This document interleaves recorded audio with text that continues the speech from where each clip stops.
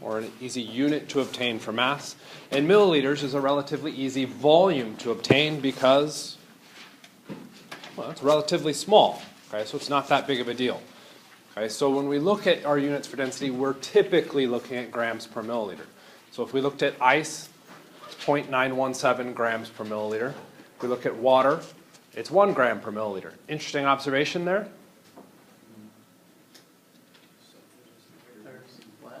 Ice is less dense than water. Okay, which seems kind of weird because when we're moving from liquid to solid, we're making less space for our particles to move, and yet that's not what is happening with our density. Water is counter to most substances. Okay, when we freeze water or turn it into a solid, it actually decreases in density, okay, which is one of the reasons why, again, potentially, why life is so unique to this planet because of water. If we didn't have liquid water, okay, with its weird properties associated with it, particularly this density thing, what would happen? Okay, when we go to really cold places, the solid is more dense and it settles to the bottom, not floating on top, which would mean we'd have a solid core with no liquids. Okay? Because ice floats, we can get liquids in now more locations, and it's actually kind of a neat process. Okay, so just sidelining that. If we move up to water vapor, the gaseous state now, does it make sense to measure our gas based off of grams per milliliter? Okay. Well, in that volume, what would be the amount of mass, you think? Large mass, small mass? Should be a small mass. There's lots of space between the individual gas particles, which means there's very few gas particles there. And if we went through, yeah, of course I did that. If we went through and look at it, the amount of mass is something very, very tiny. I don't know what it actually is, but it's something really, really small. Okay? Which means if we use the units of grams per milliliter, we have to report an insanely tiny mass, or an insanely tiny volume with a bunch of zeros in it. So what we can do when we move to the gas phase is we'll change the units. Instead of being grams per milliliter, I'll make it grams per liter. Why would I do that? Because liter is bigger than milliliter. If we do our conversion, milliliters to liters, milli meant 10 to the negative 3. What happens? Our value becomes 0.2 grams per liter. We've removed a lot of those insignificant placeholder zeros and we've simplified the number. So by changing the unit system, we can simplify what we're looking at and reporting. Okay? So gases tend to be reported per liter, not milliliter, because it removes a bunch of placeholder zeros. That's all I'm trying to address there. What can we do with densities? Well, if we've got a cylinder here with solids, liquids, in it, we can go through and determine something about their densities. Which is more dense, solid 3 or liquid 2? Solid 3. Because it's a heavier dense or a higher density, it settles to the bottom of liquid 2. Okay? Which is more dense, solid 3 or solid 2? Solid 3 because it sank. It's below solid 2. So we can go through and rank those without knowing exact values for those densities. We can come up with a ranking system allowing us to decide what's happening within those. Kind of makes sense? Okay. This is how we can figure out that witches are less dense than water. Which is a movie reference, by the way. Calculating density. Okay. Some of the other section I've got seems to be being like conversions are stupid. I don't know why we're spending so much time on it. How are you guys with conversions? Okay. So if I had you go through and calculate the density of a platinum nugget in pounds per liter, you guys would be okay with it? Okay, I saw one head shake no, so I'll accept that. Go ahead and try and set up the work behind this. So our setup, we want pounds per liter. What are we given? Ooh, this is interesting. I'm not given a direct density unit, but I am given a mass and I am given a volume. Okay? So let's take a look at our final answer. Pounds is a measure of what? Mass. Mass, not weight. Okay, I know it's a subtle difference, but it's not a big deal. Liters is a measure of volume. So when I go through to do my calculation, my mass unit should show up where? In the numerator, or on top, because that's where I want it to be. So I go back to my question, am I given a mass unit? Yes. Yeah. Okay, I'm given grams. And I just moved it so I can't see the number. 224.50. Okay. This is now a subtle thing that I would include on this. That's the information I'm given as far as mass. What should show up underneath that?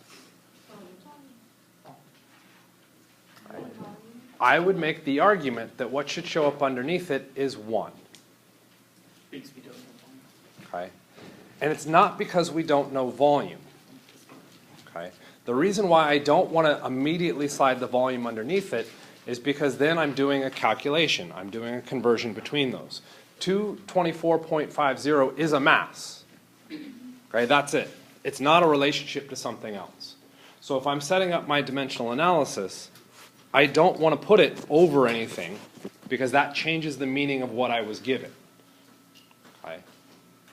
This is a really, really subtle thing because then what's going to happen in the next step? Okay? I could go through and convert the units of mass, but I'm going to argue I don't even want to look at that yet. I want to bring my volume unit in. Am I given a volume unit in the question? 10. Yes. I'm given centimeters cubed. Where should my volume unit show up on the left-hand side? In the denominator. So I will then place that volume unit in the denominator. What should show up in the numerator of that? 1, because I don't want to change the meaning of it. And for those of you at home saying, well, isn't that the exact same thing as saying 224.50 grams over 10.0 centimeters cubed? Mathematically, yes. The meaning behind that, in red, we have an interpretation. You're doing a calculation based off of a formula. In purple, there's no formula. It's just saying my units need to match, and I'm only placing in there what I know to be true. Okay? Mathematically, they're the same. Conceptually, there's a very slight difference. Okay? Does that kind of make sense? Okay. So I've now given you, or put in, the given information, and we've placed them in the correct locations. We know what we're trying to get to. Okay? We know we don't have pounds. We know we don't have liters. So now it's your turn. Set up your conversions to go through and complete this. Okay? If you've got questions, go ahead and raise your hand. I'll come to you. Okay, we'll walk through it, so I'm not going to just skip it.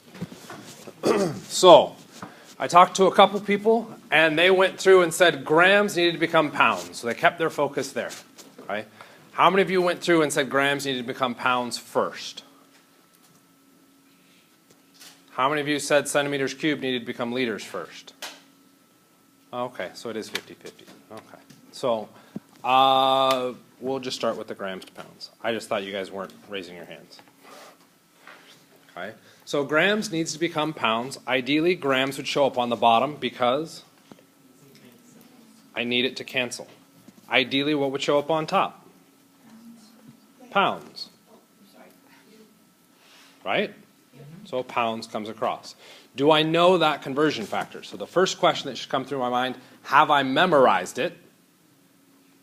No. Okay. The next thing, if it's the exam, where do I go? Okay. Probably not the question. The very first page. Okay. Because this isn't the exam, I can't give you, say go to the first page. It's now in the question. Okay, and in the question we say that 1 pound is 454 grams. Okay, so I do have a conversion factor. Where does the 454 go? With the grams. Okay, not bottom, not top. With the grams. Where does the 1 go? With the pounds. Okay. Just for the record, you guys have caught that very quickly. The other class is like yelling at me every time. No, it's on the bottom. Okay.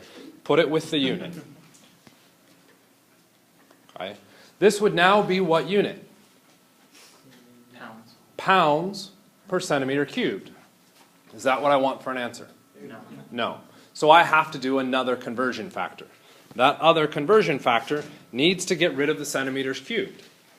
Okay. The centimeters cubed is currently located in the bottom or the denominator, so that means to cancel it, it needs to show up in my conversion factor On the top. on the top. Ideally, that would convert to, Milliliters. ideally, Oh, it would jump to liters. tell us no. Okay. Did anybody memorize that conversion factor? No. No. So we would go look it up. Are we given that? No. Milliliters. We're given milliliters. So I can't convert to liters, I'll convert to milliliters. What is that conversion factor?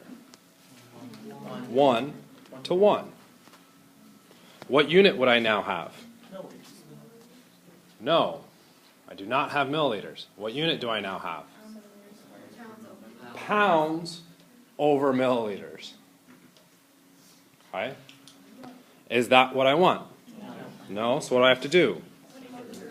Another conversion factor. The milliliters needs to disappear. What needs to show up? Liters. Is that a conversion factor I'm required to know? Yes. Yes. Let's say on the test you're like, oh no, I don't remember that. You could flip to the front of the exam and be like, it's not there. You still don't remember that. What can you do?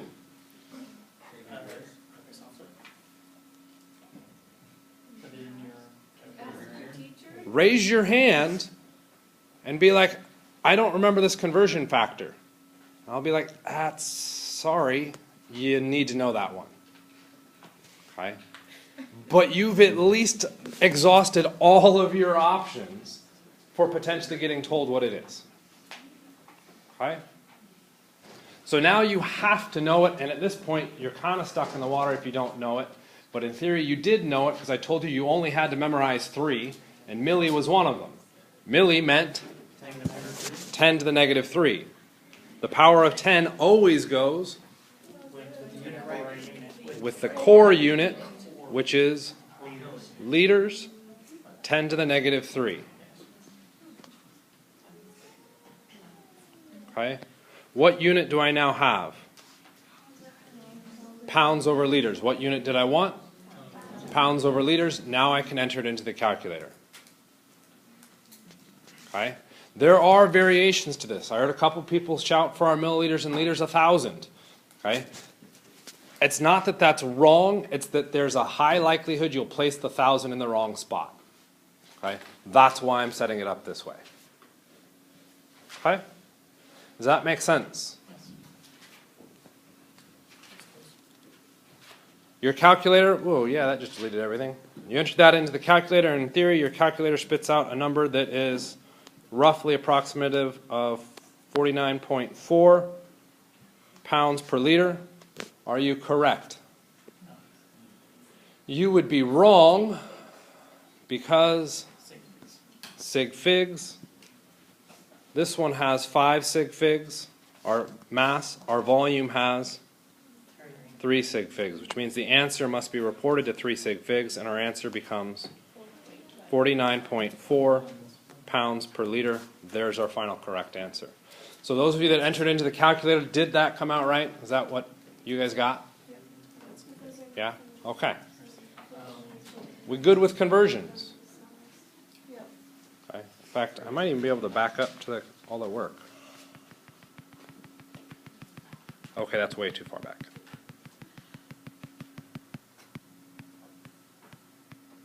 Nope, can't do it.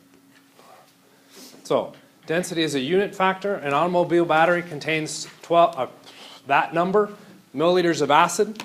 If the density of the battery acid is 1.84 grams per milliliter. How many grams of acid are in the automobile battery?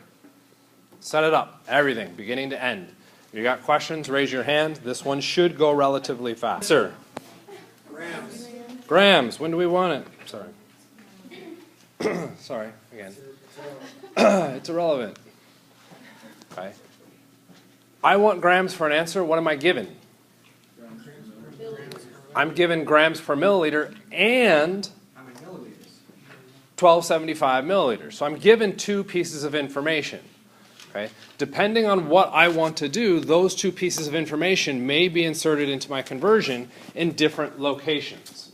Okay. So again, I would argue you should use the conversion or use the unit, the given piece of information that matches your answer. Is 1275 milliliters the same thing as grams? No. No. It doesn't have the gram unit in it, so I would ignore 1275. Gone. I would start with the 184 grams per milliliter. Okay. And with that, I want grams in the numerator and milliliters in the denominator. Why? It's not how it's written. Because it's grams over grams. It's grams. So the grams shows up in the numerator. I let my answer dictate where I place things, be it numerator or denominator. The 1.84 should show up with which? The grams or the milliliters? Grams. Why should it show up with the grams? Because of what it says here. It is closest to the gram unit in that conversion factor. Okay, so that means 1.84 grams per milliliter. What's the number associated with the milliliters? 1. Not 1275. That's an entirely separate value. Okay, makes sense? Is grams per milliliter the same thing as grams? No, what's wrong? It has milliliters in it. So what needs to happen? Times it by milliliters. I need to get rid of milliliters. Okay? Before I say, should I do a conversion factor, bringing in two values, okay, am I just given milliliters? Because the ideal circumstance is what goes in the numerator, or the bottom denominator. 1. That's the ideal world. Okay? Am I in the ideal world? Am I given just the milliliters? Yeah, I'm given 1275. What happens? Milliliters cancel. All I got to do is multiply those two numbers and I have my answer. Wow, that was a long way to. Okay. Long way to describe it, very short method. Okay. Everything that you wrote down is going to be identical to what was written there. The intent behind how we walked through that was just showing that we're following the exact same pattern that we have done with every other question. There is no variation whatsoever. Okay? If you go back and look at your other methods on potentially how you set that up, most people would write 1275 milliliters first.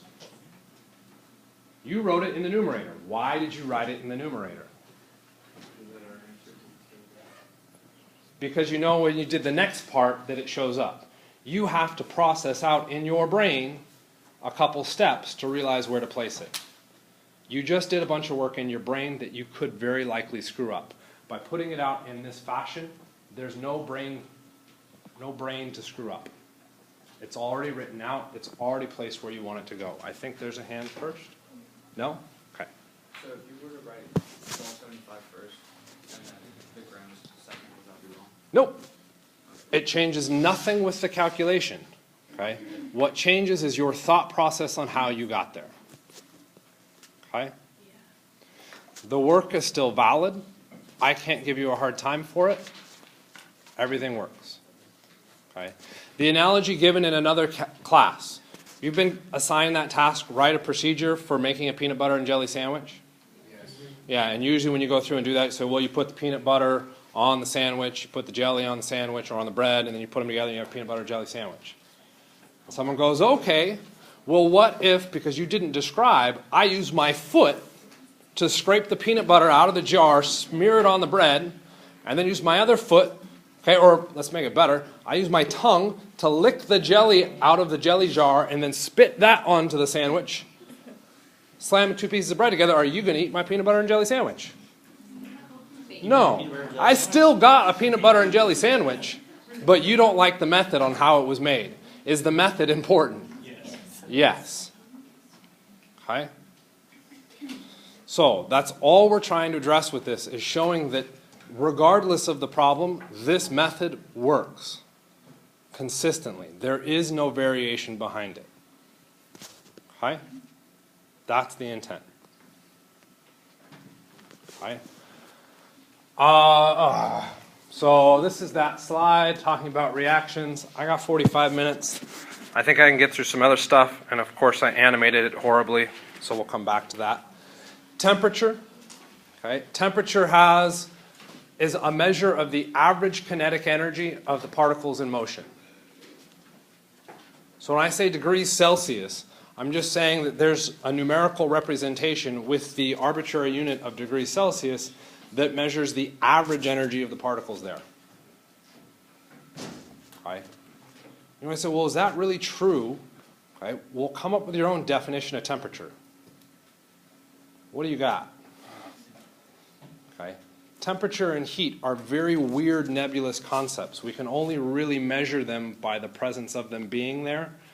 And once we've put down a network to provide a frame of reference, we have no way of really defining it. Okay? So, temperature, we have 3 different scales that come out of this. Okay, ultimately, again, because this is an ancient observation, I walked into one room and it felt hot. I walked into another room and it felt cold. Okay? Well, how do I tell somebody the variation in those degrees? Okay, well, I'm going to establish a set rule that says that that hot room is 74 tick marks and that cold room was only 10 tick marks. Okay? Because I've now invented that measurement system and I've told somebody else, they start to use my system. The world is a massive place. This is an ancient observation. Guess what happens? Somebody else, somewhere else around the world, came up with their own tick marks. Okay? And in their tick mark system, 74 was freezing cold. So when they you tell them, oh, it's a 74 tick mark, they're putting on like snowsuits, and they step in and they're like irritated. I don't understand. You just told me it was 74 tick marks, and that's freezing cold. You just want to watch me put on all these clothes? That's really stupid. That's mean. Why'd you do that? Okay? Then eventually they fight over it, somebody dies, and one thing stays. Okay? That's how science advances, at least initially. Okay? Somebody dies or says, okay, you win. Okay? Unfortunately, when we look at our temperature, 2 people were strong enough to survive. We have the Fahrenheit system and we have the Celsius system. Okay? They're both based off of independent observations of different things as our frame of reference. Okay? Fahrenheit went through and looked at some common water numbers. Okay? For freezing, said 32 degrees Fahrenheit. Boiling was 212. I don't remember why Fahrenheit picked that one, but he did. Okay? So those are the common values out of it. Celsius said, well, water's everywhere. I'm going to pick a freezing point of 0 degrees, and I'm going to pick the boiling point to be 100 degrees. Because everywhere I go, I can find water. So I can say tick marks based off of those 2 extremes. Okay? Kelvin is ultimately what's used in science, and where Kelvin's coming about is that we went through and looked at how temperature affects chemical reactions, okay, and physical observations of the real world, and noticed that Fahrenheit and Celsius have complications within them. That complication happens to deal with not a conversion factor. That's not the biggest issue. What's that? It's not absolute. Kind of has to do with absolute. What does that mean? It's not perfectly on the dot. No.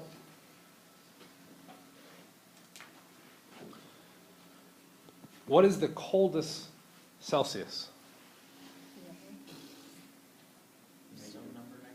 some negative number. You just brought a mathematical symbol into your temperature of your tick mark scale. Instead of it being 0 to 100, you now have less than 0. That mathematical negative symbol then does what to your calculations? It can potentially mess with them. Okay? We think about all of the math that we've gone through and done. Okay? What happened to our nonmetals when we looked at their charge? They wanted to look like a noble gas. What did they do? They gained an electron. And so by gaining, they became positive, right? No. They gained and they became negative. Why did they become negative?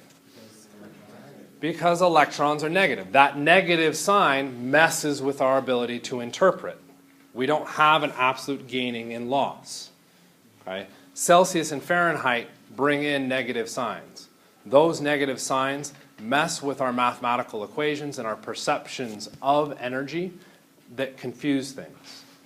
Kelvin went through and noted that there is an absolute 0 value. The lowest we can go is 0.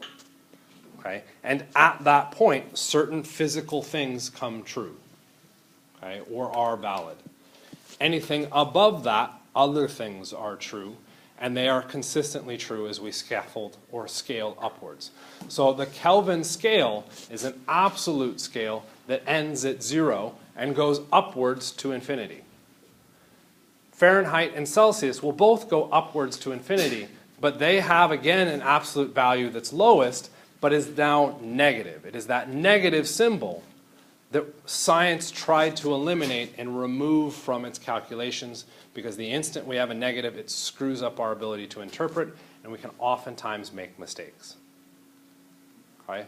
So Kelvin simplified that, and that's why science tends to use Kelvin. Okay? Because we have different scales, of course, we have to convert between them. Okay? So if we want to convert between Celsius and Fahrenheit, we have this nifty little equation. We take our degrees Celsius, and we multiply by 9, divide by 5, add 32, and we get our Fahrenheit. Okay? And that makes perfect sense. Okay? Just because we have different unit systems doesn't mean they have to have a pretty conversion factor. Temperature does not have a pretty conversion factor. Okay? If I want to go from Fahrenheit to Celsius, I can derive that from the Celsius to Fahrenheit by reversing and doing the algebra. Okay? I will provide on the exam degrees Celsius to Fahrenheit, which more than likely means, what am I going to ask you to do? Convert the opposite. Convert the Fahrenheit to Celsius. Okay? Because I don't want you to just memorize an equation. The conversions between those, most people forget almost instantly. That's why I provided one. Okay? And you can do the rest. When it comes to Kelvin, Kelvin is based largely off the degrees Celsius. Okay? That was, again, kind of an arbitrary choice.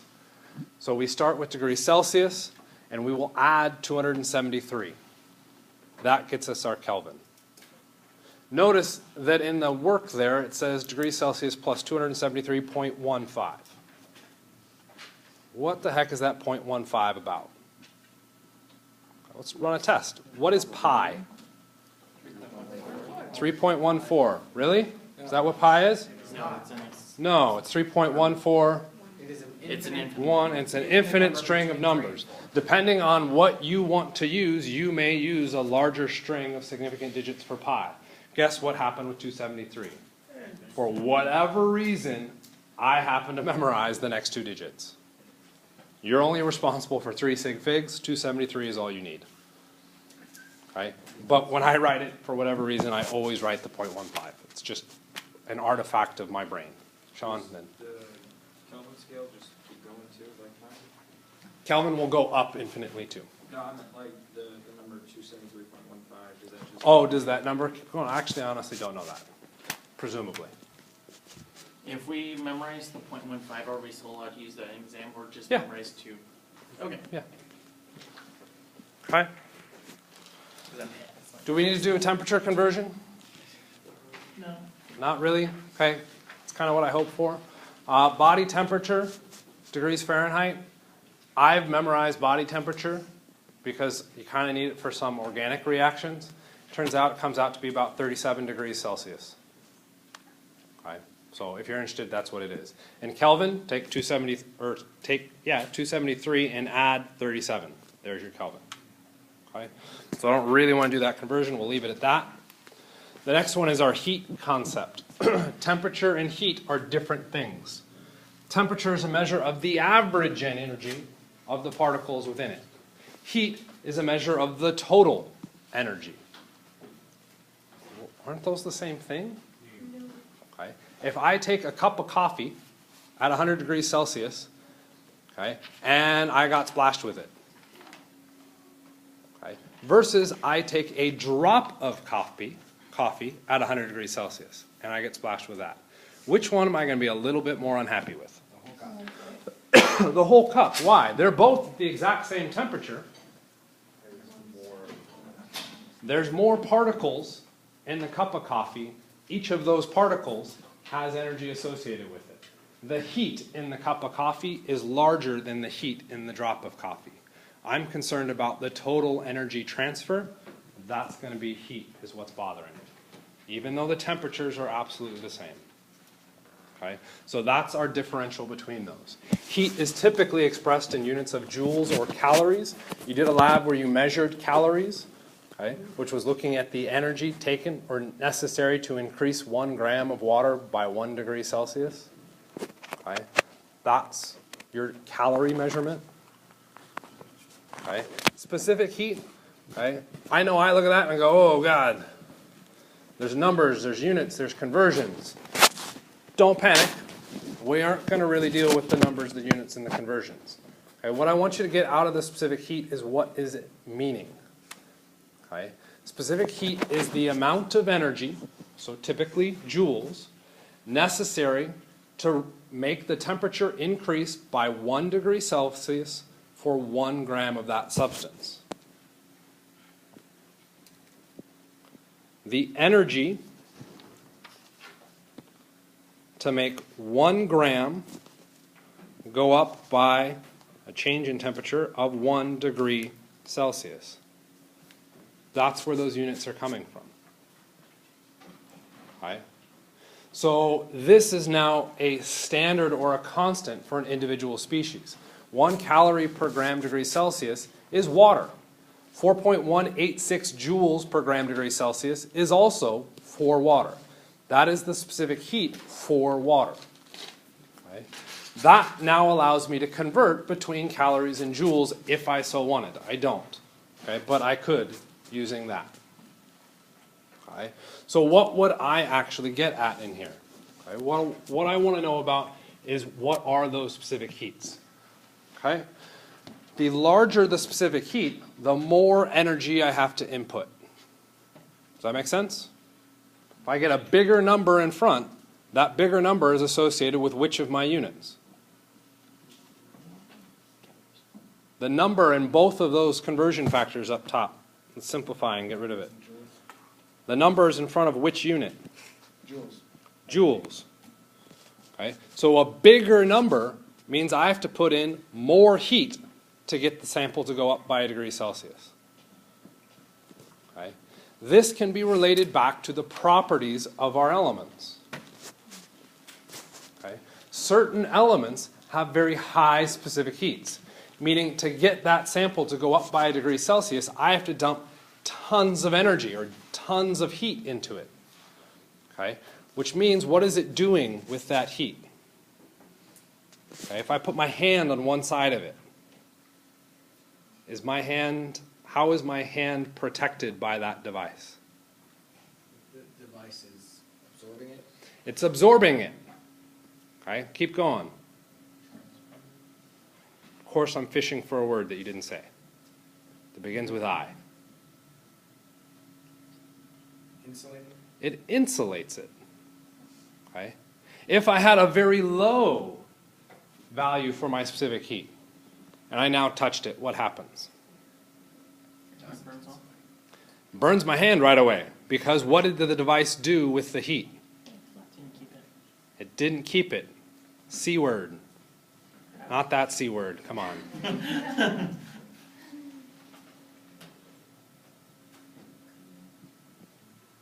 It conducts the heat. So by looking at the specific heat, I can get an idea of, is that material a conductor or an insulator when it comes to heat? Okay. I know we talked about this all the way back in the second week of the semester. Do we have certain elements that are better at conducting heat? Yes. What elements are those? Metals. The metals.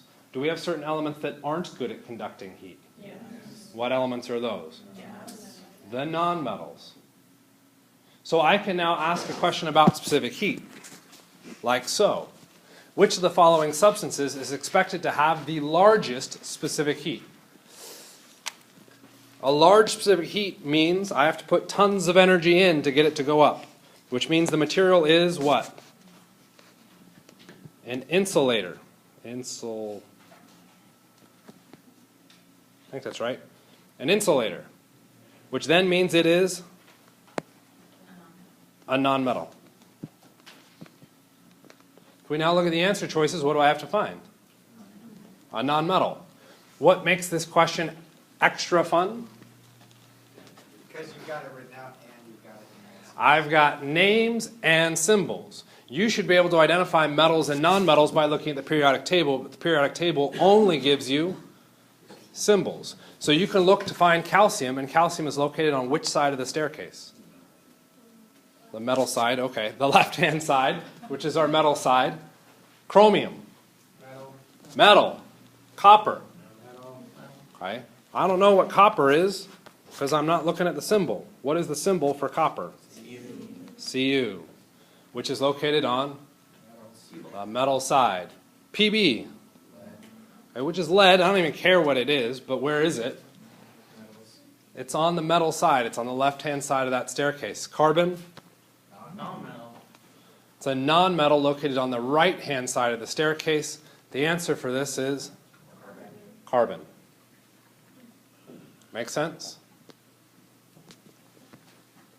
Okay. One more little just test question or test prep. What's the answer? Ooh, interesting. To what question? I just raised a question. How would I possibly know what the answer is?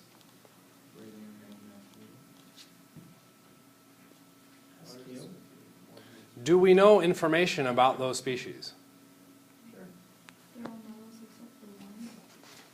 I know that's a metal. Metal. Metal. Metal. Ooh, nonmetal. If I know nothing else, it's probably the one that doesn't fit. Okay? Do you want them to rank them in order, I guess? Right. So if you don't even know what the question is, we have a solid guess right now. Our solid guess is carbon because it's the one that doesn't fit the pattern. Yeah. Okay? So if you don't know, you can still reason through answers. Answers are information. Okay? Use them. Make sense? Okay, hopefully. No, let's ignore that. We don't need to worry about meeks and stops.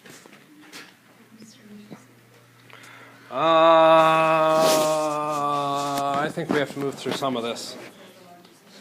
Physical and chemical changes you should have already seen in lab, so this should be review. We've got physical properties and chemical properties. Whoop-de-doo-dah, those properties aren't a big deal. What we're concerned about are the changes. A physical change means we don't change the chemical composition. So the compound, water, stays H2O, whether it's a solid, a liquid, or a gas. Okay, so I can transition between those phases. As long as I don't change the identity of water, it's still a physical change. The chemical composition hasn't changed.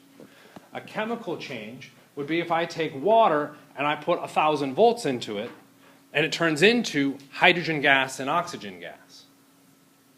I've now changed the chemical composition of the species. I've also done a phase change, but I've changed the chemical bonding. Because we now have some concept of chemical bonds, we should be able to identify our chemical changes a little bit easier at this point in the semester. Evidence for chemical reactions. Your textbook lists them as 4. I would argue 1 and 2 are the same. Okay? If you get a change in phase, that's typically a chemical reaction. Really? I add heat to liquid water, it turns into a gas. That's a change in phase, isn't it? Well, according to this, isn't that a chemical reaction then? I just said that wasn't. How does that work?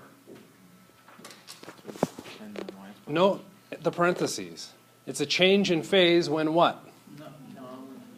Okay, not when heat is included. If I am supplying the energy to cause the phase change, okay, that's not a chemical change. The energy must come from the chemicals. So if I take 2 liquids and I mix them and all of a sudden it turns into a gas, and I haven't supplied that energy to make the phase change, where did the energy come from to make the phase change? From the chemicals. That's a chemical change. Okay?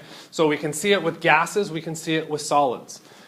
Your gases typically get referenced as fizzing or bubbling. Solids will sometimes be referred to as precipitates, okay, or PPTs.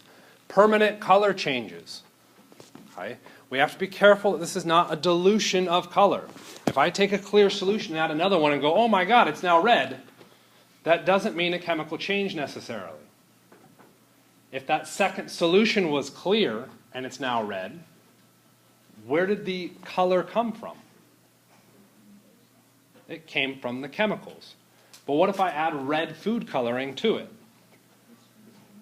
That's a physical change. That's a dilution of the color.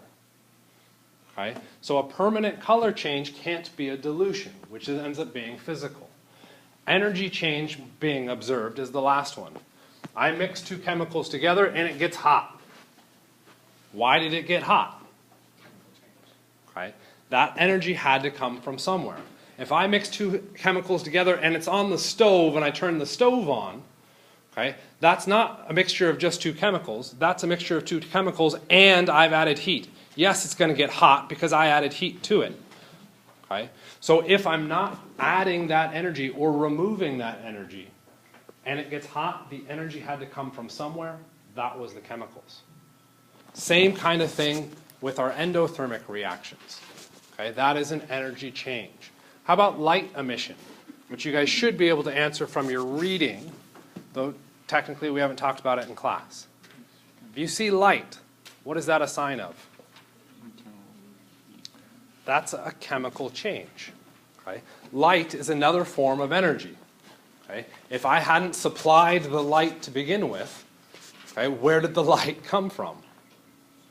A chemical change. Okay? So, we got some images to show pretty pictures. I don't care about that. The next big part that I want to address here is chemical or physical. When we talk about this, we get the idea of it's chemical or physical. That's it. It's black and white. Unfortunately, it is not black and white. It is a full spectrum. At one end of that spectrum, we have purple. That is chemical. Arbitrary color choice. At the other end of that spectrum, I have red. That is physical. What if I have a green change? Is that chemical or physical? That's kind of in the middle.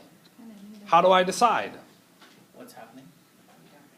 You don't know. Okay? That green change then comes down to whoever's defining your chemical or physical and what they've established it to be.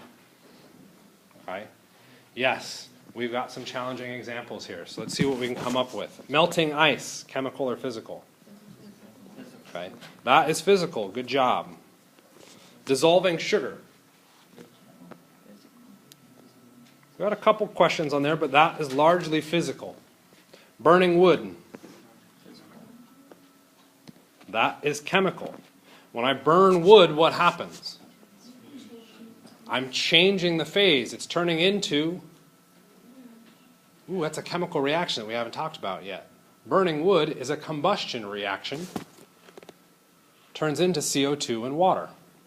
This is why when you burn the wood and you stop burning it, you don't still have the entire wood still left, right? Some of it has disappeared.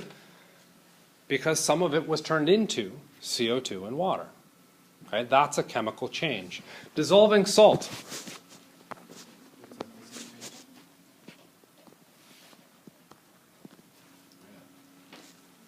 Ooh, we'll come back to that one. Mixing red food dye with white cake frosting. Physical. It's a dilution of the color. The last one's a little bit of a weird one, but it's an image slide. We start with some yellow crystals. We expose those yellow crystals to light, and they slowly change color. Okay, which is another issue that we'll address on that in just a second. Seattle, we've been to Seattle. They have underground tours, and there is a type of glass that they talked about in the tour that did this. Anybody have sunglasses that change their darkness when they go outside? Or at least seen or heard of those? It's a chemical change. Okay? The molecule is changing its structure, which changes how it interacts with light, which changes the color that we see. That is a chemical change. Just looking at it, we don't have an easy way to identify that. One of the things that we try to do to make it more understandable is bring in this idea of reversible and irreversible. Okay? That, unfortunately, becomes problematic. Okay? Everything is reversible. Except death. It just requires an insane amount of energy to force that reverse reaction. So how we establish what reversible and irreversible are as definitions become very challenging. That bottom one, okay, is a reversible process relatively quick by changing the light exposure. It's still a chemical change. I know it's a chemical change because I know the chemical bonds physically changed in the molecule. If we go back to the two that are more kind of tactile probably for you, dissolving sugar.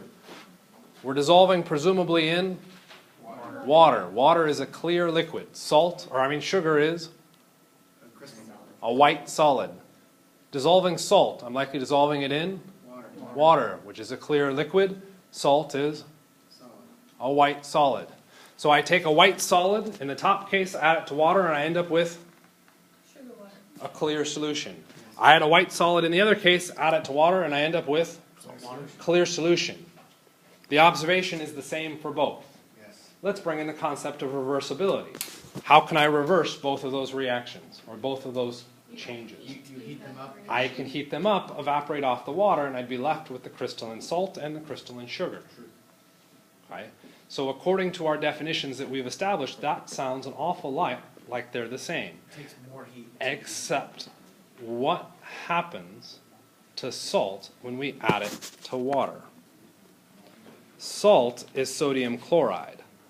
When I add that to water, I don't get sodium chloride anymore. I get sodium ions and chloride ions.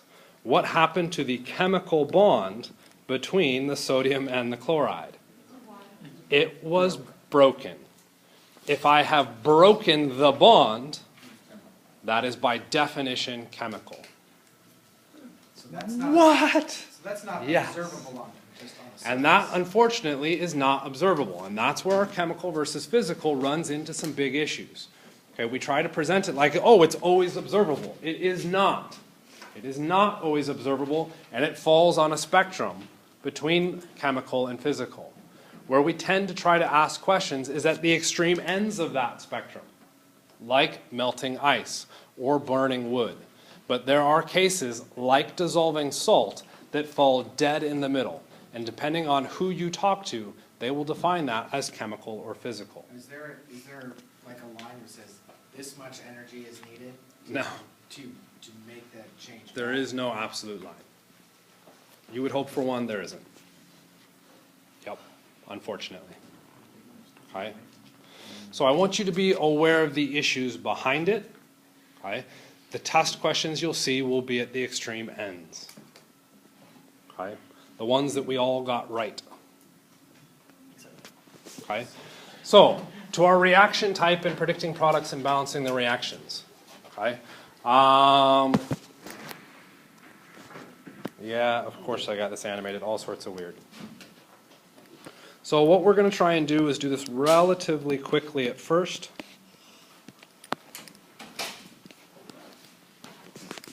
I want you to be able to look at these, and you should be able to say, that is decomposition. That is neutralization.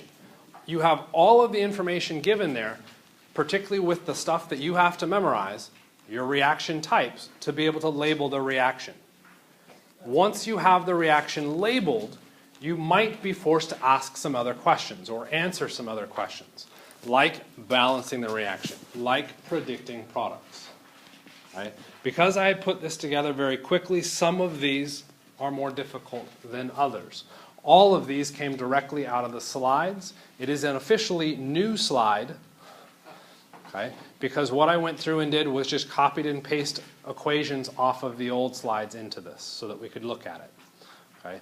This is what is reflected in the video that you watched about chemical reactions. So this is to get you some of that context. So let's take a look at that first one. What is that most likely match? We've got all of our answers or possible solutions up on the front. Right. I'm hearing a double replacement.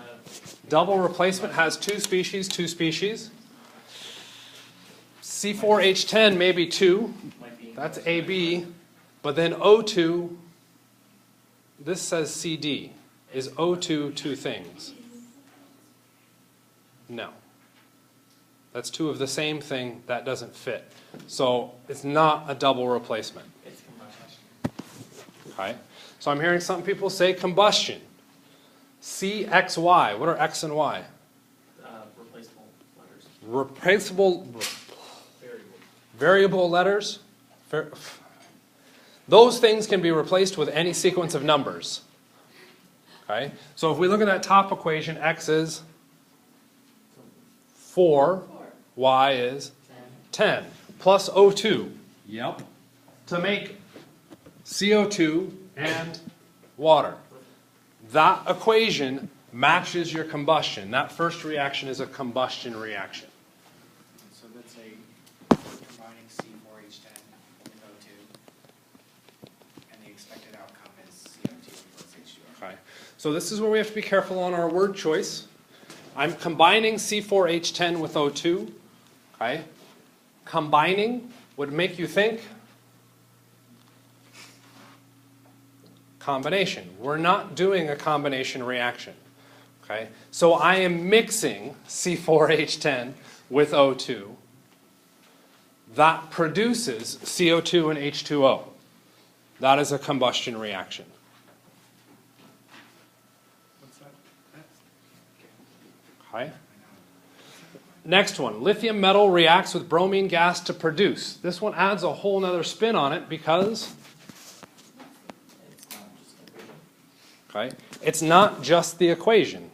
We're actually given some text to try and match into this. Okay?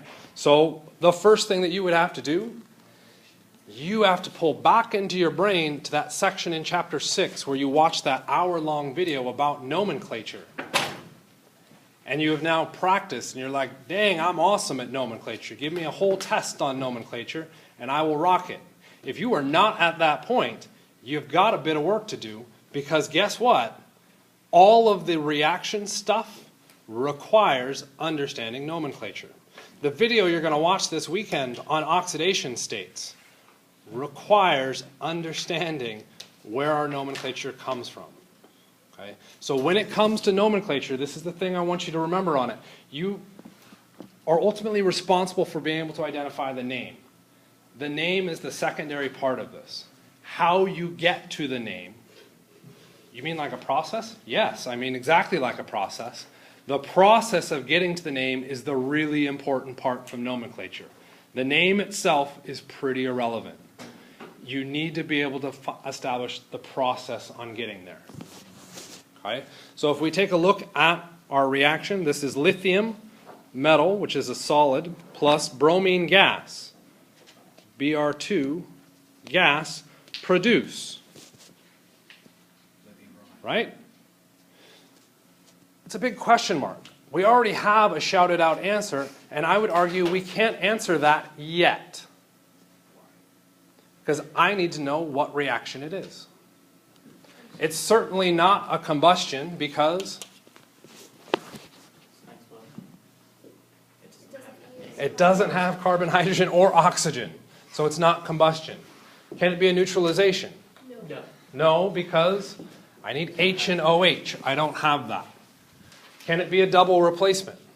No. Two pieces, two pieces. Lithium is only one piece. Single replacement. No. One piece and two pieces. I don't have that. Decomposition. Only one thing. Combination is the only one that fits, which then means, yes, I have to combine lithium with, lithium with bromine. Okay. How do they combine now? Okay, with an ionic bond, okay. Binary ionic. Binary ionic, is that the correct formula for lithium bromide? Oh, what? No. It's just Yes. L, comma, BR? That's an I. Oh. Give me, come on. Lithium is a +1 charge, bromide is a -1 charge. That is the proper formula. Okay. Why might I be asking that question? There were two bromides at the beginning. Is this equation balanced? No. Okay. Before I can balance the equation, what must be true? It must be balanced. I must have the correct product. I have the correct product. Now I can attempt to balance. If I don't have the correct product, balancing is a futile experience.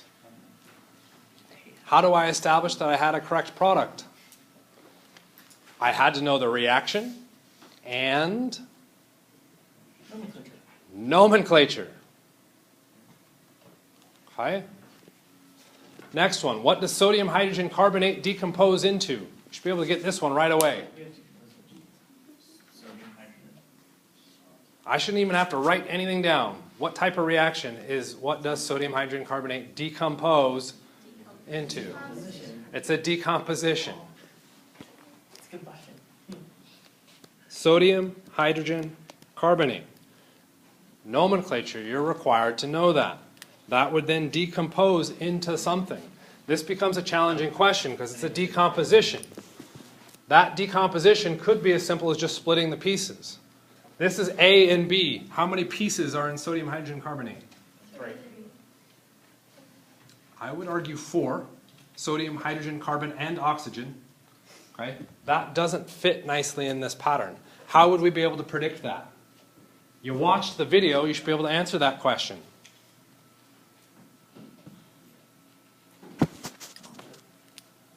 How would you be able to predict that? 2 words.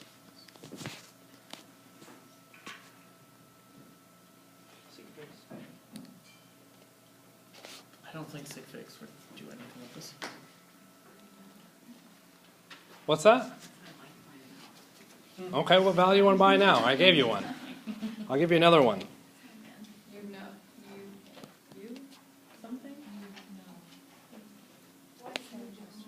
Why is there apostrophe there? Apostrophes typically represent condensations. I'd like to solve. You don't! You are not expected to predict decomposition or combination reactions. They're too complex. The only way you're expected to predict those is given some other information on how they decompose. The textbook provides that, so in your homework you're expected to do that. The video also gave statements on how you would look at those decompositions. You have to have that statement to be able to predict those. Okay? Aqueous sodium chloride reacts with aqueous lithium nitrate. Okay? Wait, what? So we're moving to the next one. Sodium chloride, NaCl, aqueous, reacts. So the Plus. answer for 3 would be Na, right? Sorry? For the answer for 3 would be Na because we don't know. You just wouldn't predict it in this case. Well, This again is just a copy over issue. would you put that in a test? Nope. Lithium, So don't worry about it. nitrate, aqueous. How do you predict this one? Step one, you need to know the reaction. That best fits which of our pieces? Okay. It could be a combination, except this is A plus B kind of singularly. It doesn't look like that. No. In double replacement, it's A, B, C, D. Oh, like sodium chloride and lithium nitrate. That actually looks pretty decent. So it could be a double replacement. Could it be a neutralization? No. No. Could it be a combustion? No. No. Can it be a decomposition? No. No. Can it be a single replacement? No. No. So we only have two choices, combination or double replacement. We already did combination. So guess which one it is? Double replacement. Now that you know what the reaction is, what has to happen? What happened with our products that we're required to memorize? We exchanged the pieces. So this becomes sodium Nitrate. with nitrate, that's an N, plus lithium with Chloride. chloride. Ooh, that's fun. Oh, Right. aqueous. We'd have to deal with the phases. Based on the video, how do you know the phases? A list of rules that Tells us. you have to have memorized. Okay? So the first stage in all of these is knowing what reaction you're looking at. If you can't identify the reaction type, you can't predict products, you can't balance it. Okay? So make sure you review your reaction types and look at every single reaction and be like, that's a combination. That's a decomposition. Okay? Because the instant you say that is a decomposition, guess what you don't have to do? Predict the products. So if you know that information, you can simplify your work. If you don't know that information, you're now going to be futilely trying to predict products. That could be a fun test question now that I think about it. For Okay. next semester. How about these last two? Are they combination? Possibly we're starting with two things. Decomposition. No. Single replacement. Ooh, that does look like it fits the pattern. Double replacement. No. Neutralization. No. Combustion. No. So it's really combination and single replacement. We already talked about combination. It's single replacement. We now have to predict the products. So in our single replacement, what happens? I get PB by itself, and I get zinc with sulfate. I have to establish, yeah, there we go. What are my phases that are associated with these? How would I know those phases? The list of rules.